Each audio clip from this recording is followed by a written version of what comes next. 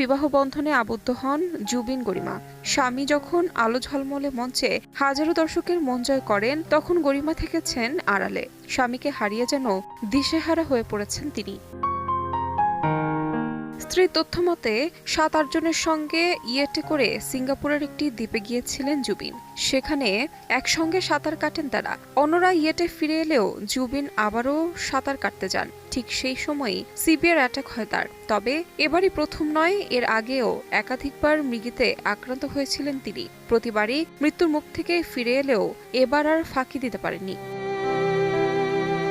বলিউডে জুবিনকে সবচেয়ে বেশি পরিচিতি এনে দেয় ২০০৬ সালে মুক্তিপ্রাপ্ত গ্যাংস্টার সিনেমার ইয়া আলী গানটি, যা ভক্তদের মনে আজও দাগ কেটে আছে।